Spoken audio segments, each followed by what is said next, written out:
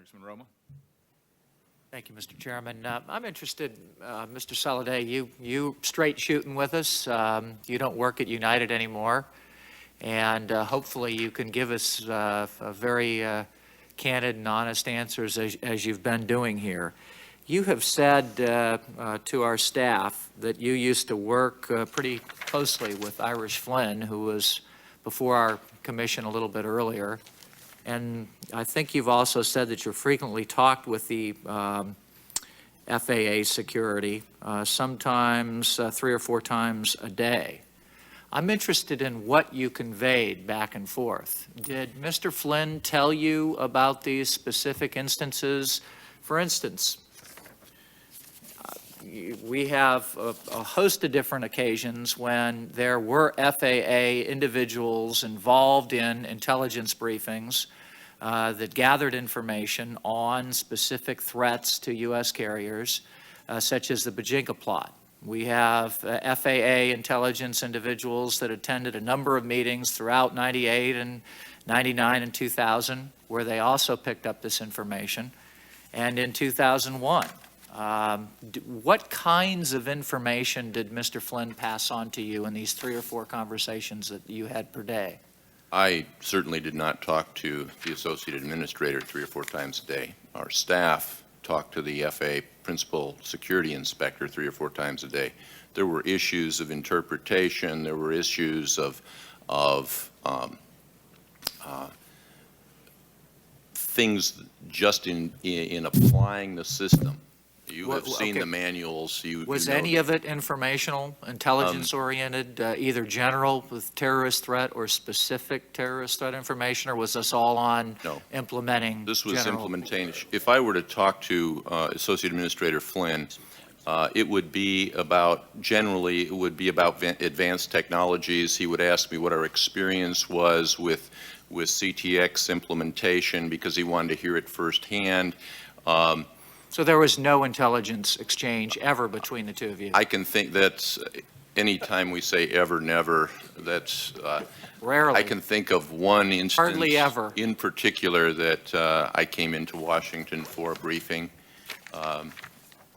very similar to the... Did this concern you at all, that you were not getting any kind of intelligence passed on, either in a general sense about a threat, an evolving threat that you might be reading about in the paper, but not getting more specific information from the agency?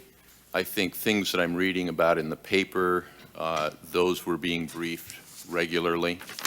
The issue I would think... By who, though? That's what I'm trying to figure out. Who briefed by the Intel group from FAA. Like I say, on one occasion, Irish Flynn didn't do the briefing, but the Associate Administrator was in the room to give emphasis to the importance. Again, if I'm hearing your question correctly, and correct me if I'm wrong, it is one thing to get a briefing in which maybe 300 or 400 potential threats are listed, and another to have a prioritized briefing that says these are the things. There's X amount of resource that can be devoted. So the discussion of threats out there is a part of everyday conversation, every day between myself and my staff, every day between us and the FAA. Let me commend you. I think you also told our staff that post 9/11, you hired an Israeli firm to perform an outside audit of United's airport stations from the standpoint of risk. Can you give us information as to what kinds of things were recommended to you in ramping up security, and what obstacles you might have run into in order to implement those? Yes, we used them after the Yosef threat in the Pacific. Immediately when the threat became apparent to us, I had at that time an Israeli consultant and consulting firm, had it through the time I left. We asked them to go out into the Pacific, look at our stations, look at them specifically. Those things that we corrected, I believe we have records of what they were. I'm not certain we're not into some issues that should be in private as opposed to, but that is true. Then in the 9/11 instance, post 9/11, as I shared with the staff, I I brought him in in the first flight that I could get him here, asked him to share with me additional things that we could do. Without being specific about what those are, I agree with you. Maybe we can share that in writing or in a closed session. Would you have difficulties with the airline today implementing those or with the FAA? I would have difficulty with the government in general. I can give you his high-level assessment. His exact words were, "You Americans are obsessed with the means. The only way you will stop them is by keeping them off the airplanes. And to do that, you must do aggressive profiling." One carrier shared their data, and you know the results of that. In your view, you also said to our staff that today we have more consistent training of screeners, but no significant improvement in technology and no apparent improvement in performance. You stick by that? Do you modify that? The issue was when one talks about performance, the context of that conversation, as I recall it, was in regard to one particular element. One of the issues that has been alive since 1981, a number of studies, is the human factors of screeners' interaction with the technology. Popular view was that it was solely economic. That was reinforced by a number of government auditing agencies, that if you just change the pay, then screening will get better. But quite frankly, if you look at the National Academy of Science panel study in 1996, it said specifically there was very little evidence that pay would change anything.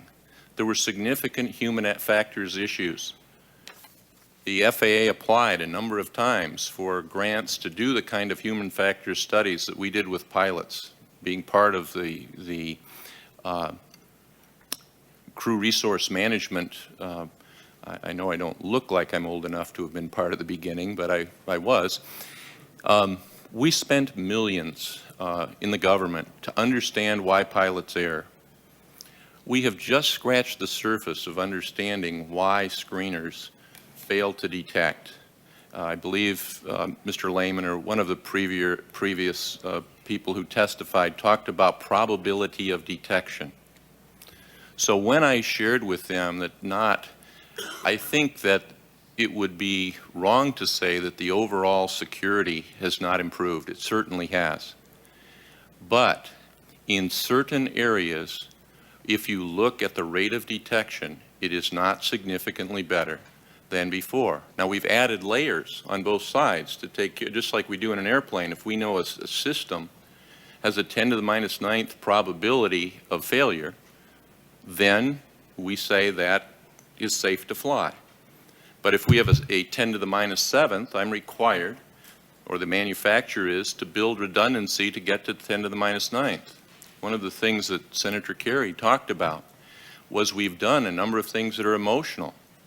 Instead of looking at a risk level that we are comfortable with.